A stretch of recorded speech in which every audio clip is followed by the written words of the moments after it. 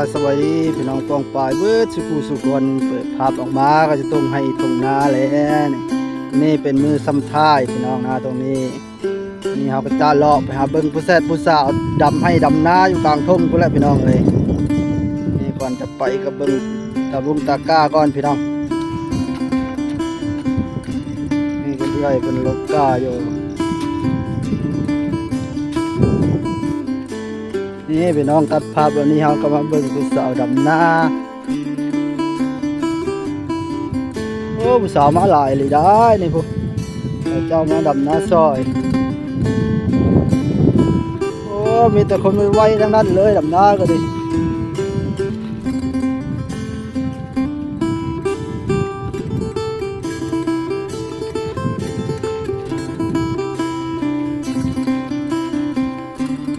เบิ่งสู้ข้างหน้านี่เอา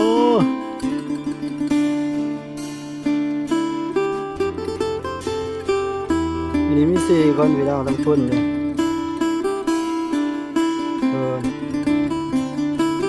ใกล้พี่น้องวันนั้นซูมกว่ามาพอถึงริมเขาเจ้าดำนาเขาเจ้าปิดหน้าปิดตาพี่น้องเลยบ่เห็นบ่คือช่วงไปเสียบังไฟได้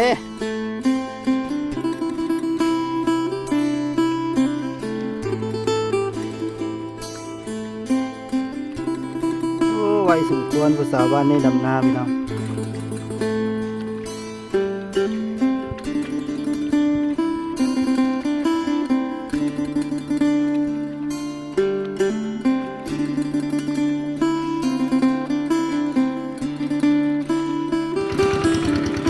นี่พี่น้องตัดภาพมาเห็นผู้สาวดำนาเลย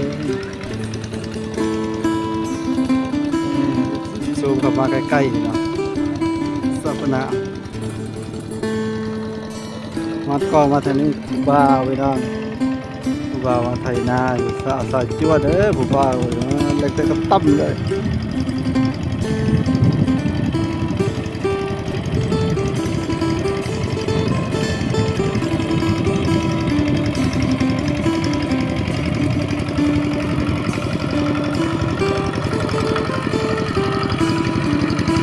ว่าเล่นสาวพี่น้องไถนาครับ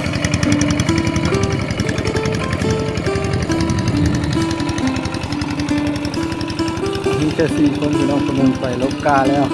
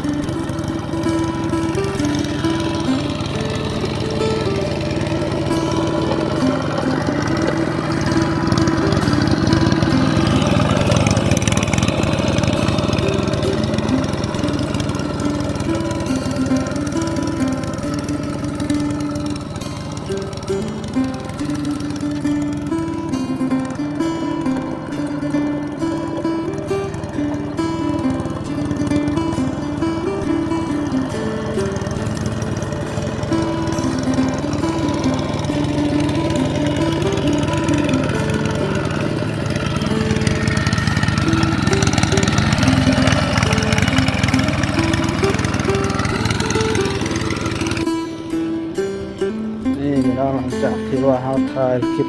ผู้แซ่บผู้สาวดำนาแล้วเราเตรียมจะมือพี่น้องรีวิวตรงนาพี่น้องถ้าคนไหนมาคลิปนี้ฝากไลค์ฝากแชร์ฝากกดติดตามพี่น้อง